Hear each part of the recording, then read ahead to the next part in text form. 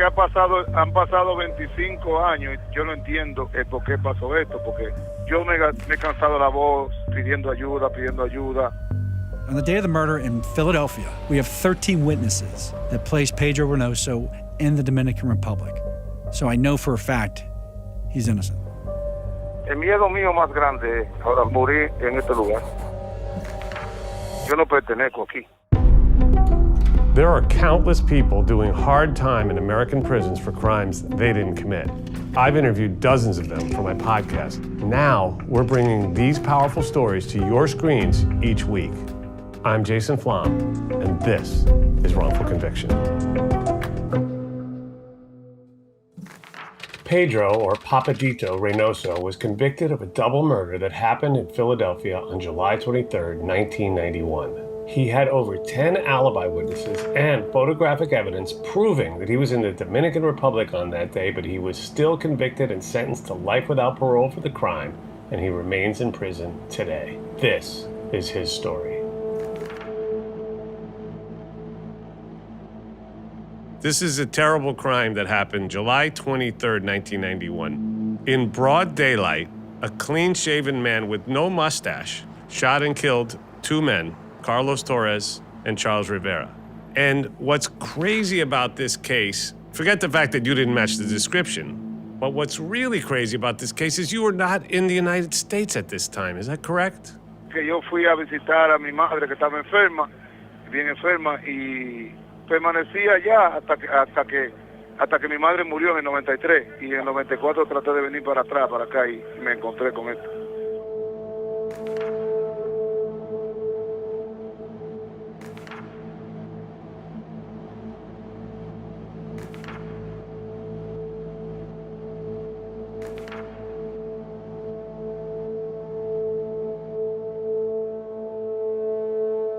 Pedro, we know that you were in the Dominican Republic.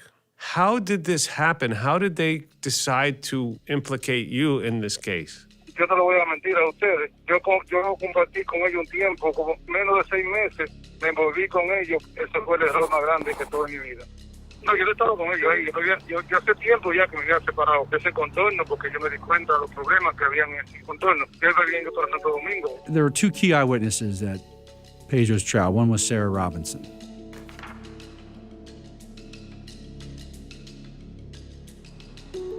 Sarah Robinson claims she saw Papadito on the morning of July 26, 1991 in Philadelphia.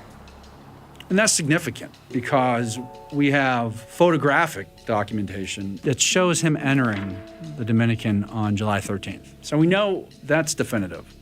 So the question is, how does Pedro, if he's in Philadelphia in the morning, get back in time to his son's baptism?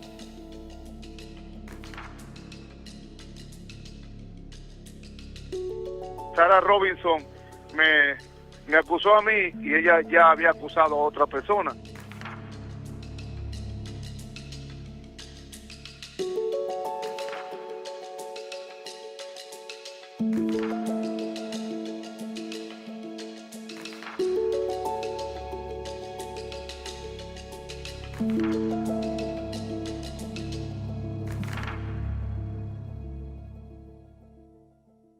Did you speak English at the time? No. Tenía dos intérpretes que desde el comienzo, cuando el argumento de apertura del caso, yo estaba que no sabía dónde yo estaba metido.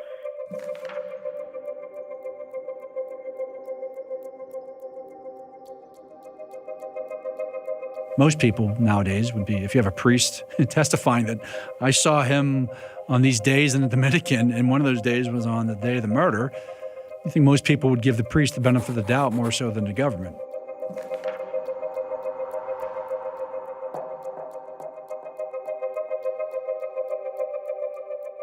How could they do this? I mean, it's a long time ago, but tell us what you remember from the trial, please.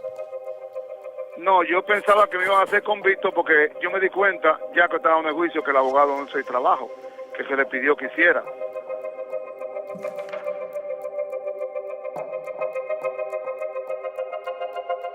A esa hora los ojos se me blanquearon, yo no veía nada, yo estaba ciego, yo no veía nada.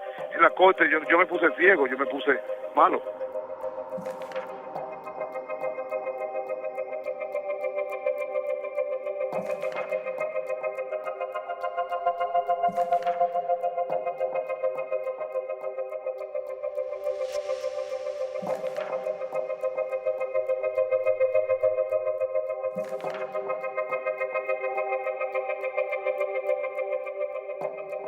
It just was a cascade of horribles in terms of effectiveness. Honestly, again, nobody to this day has looked at all this evidence and said, my God, we have an innocent man sitting in prison.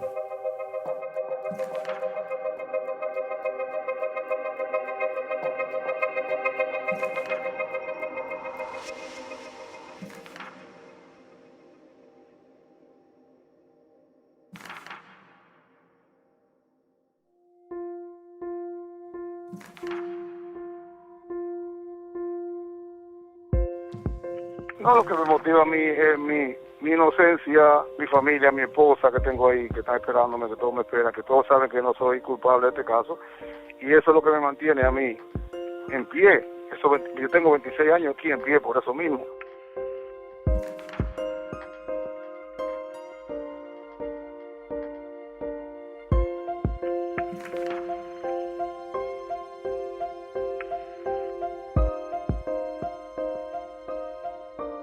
Four days later, there's a picture of Pedro at his son's baptism in the Dominican, and he has a full-blown mustache. And when I read the trial transcripts, that was like the one thing that stood out. Here's a description, and here's Pedro's picture 4 days later.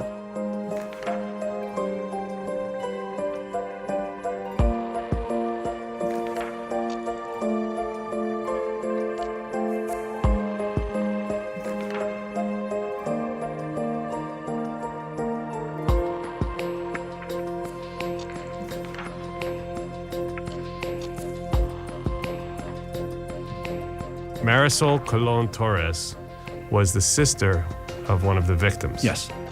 She's adamant that she told the detectives, like, it's Chuito. I mean, he came, I ran into him at the drug house shortly after the murders, and he told me in no uncertain terms that I did you a favor by killing your brother.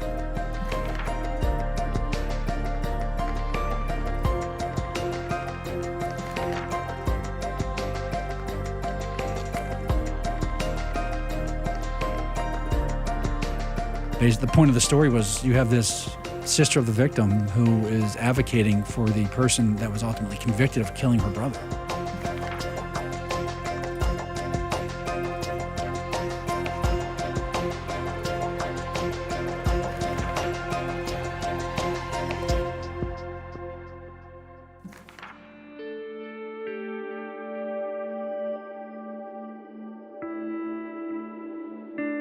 Bueno, yo lo que pienso, mire, yo fui a la conmutación, yo fui al board de perdón en diciembre y traté de salir por ese medio. We had a commutation hearing in December, which was optimistic but frustrating at the same time because the Attorney General of Pennsylvania and a couple other board members punted. They didn't deny Pedro's request for a commutation. They just said, look, we're going to hold it under advisement. And there's another set of hearings in June coming up where we believe they're going to call Pedro's case again. And we're going to make the same argument again that his prison record is stellar. There's an insane amount of evidence that he did not commit these murders, and his health is deteriorating.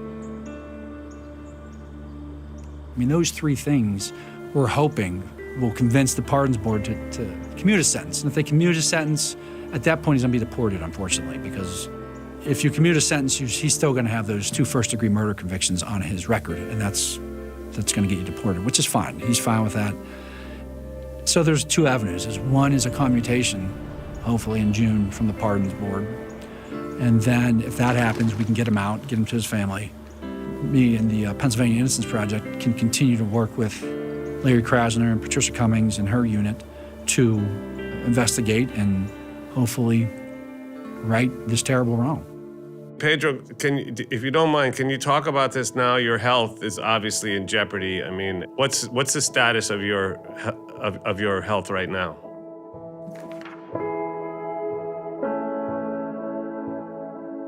Ahora estoy peleando con ellos otra vez, por lo mismo, porque tengo dolores abdominales y tengo miedo de que el cáncer regrese para atrás cuando ya no se puede hacer nada. Bueno, desde 2015 estoy en remisión, pero sigo presentando dolores abdominales, dolores en el estómago, y voy al médico y aquí directamente lo ignoran, los médicos están como adivinando, y tengo esto y tengo el otro, y nunca me hacen un chequeo. After everything you've been through, are you bitter? Me siento mejor ahora porque veo que estoy recibiendo ayuda y tengo la fe de que esto se va a resolver, porque ya el caso mío la gente está sabiéndolo, la gente. Ahora me siento un poco mucho mejor. When you do get released, what are your plans? What are your dreams? What would you like to, how would you like to live out your life? Bueno, yo quiero vivir con mi familia tranquilo y recuperar un poco de tiempo perdido y cuidar de mi salud más que todo. Y mis nietos que están ahí, quiero compartir con ellos.